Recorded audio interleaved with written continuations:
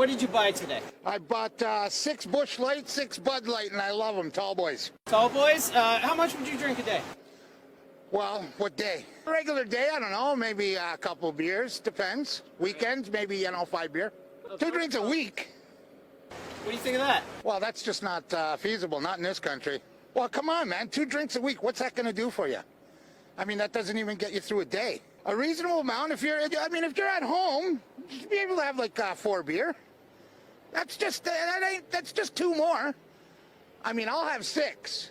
But 4 is a fair number. But there shouldn't even be guidelines anyway. Why are you going to tell me how much I can drink at home? Well, I guess the idea is, would you be concerned that you're at a higher health risk if you're drinking too much? No. That's the main point here is, why are they telling me what I can drink at home? What, can I have 2 liters of pop? Can I have 2 liters of pop? Well, what's more healthy, 4 beers or 2 liters of Coca-Cola? Do the math. So I'm guessing that this information about the new guidelines isn't going to change your life. It's heartbreaking, and I can't even believe it. Rock and roll! Oh, wait a minute. You can't handle the tooth.